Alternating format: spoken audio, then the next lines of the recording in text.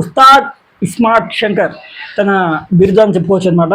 So మన ఇక్కడ చూసుకుంటే పూరి జగన్నాథ్కి లైగర్తో ఒక పెద్ద ఫ్లాప్ అయితే పడ్డది. దాన్ని ఎలాగైనా కప్పి పూడ్చుకోవడానికి ఈ డబుల్ స్మార్ట్ శంకర్ అయితే తీయడం జరిగింది. దీంట్లో ఎక్కువగా నాకు నచ్చింది అయితే అలీ అలీ క్యారెక్టర్ అనమాట.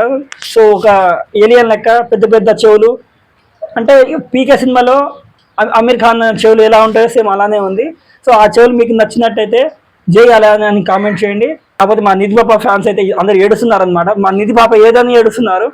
సో మీరు కూడా నిధి పాప కావాలంటే మీరు కూడా కామెంట్ చేయండి అనమాట. మాకు నిధి పాపనే కావాలని చెప్పేసి.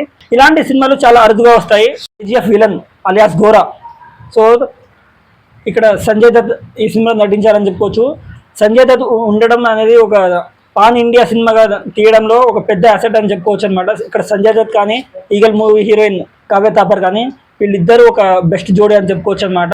సో అలాంటి వాడు అలీ కానీ గెటప్ సీను ఇంకా చాలా మంది ఈ సినిమాలో అయితే నటించారు. కావ్య తాపర్ ఉండడం నచ్చిందిలే కానీ నాకు మన నిధి పాప లేకపోవడం నేను జీర్ణించుకోలేకపోతున్నాను.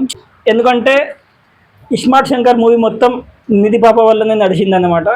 అంత పెద్ద యాసెట్ ఉన్న హీరోని తీసేయడం అనేది నాకు ఏమాత్రం నచ్చలేదు.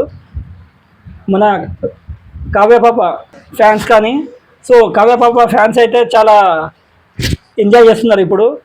నిధి పాప అంటే మన నిధి అగర్వాల్ అని ఇక్కడ చెప్పుకోవచ్చు అనమాట. సో ఇలాంటి సినిమా చాలా అరుదు. ఈ సినిమా ఎందుకు తీస్తున్నారో మనం ఆల్రెడీ చెప్పామన్నమాట. లైగర్ మూవీ ఫ్లాప్ అయిన తర్వాత ఒక హిట్ మూవీ కోసం ఒక సీక్వెల్ తీస్తే దానికి ఎక్కువ హైప్ వస్తుంది. సో దానికి తగ్గట్టుగా పాన్ ఇండియా మూవీ తీస్తున్నారని చెప్పుకోవచ్చు అనమాట. పాన్ ఇండియా అంటే 5 భాషల్లో రిలీజ్ చేస్తారు. అది తెలుగు, కన్నడ, తమిళ్, మలయాళం అండ్ హిందీ మూవీ అని చెప్పుకోవచ్చు.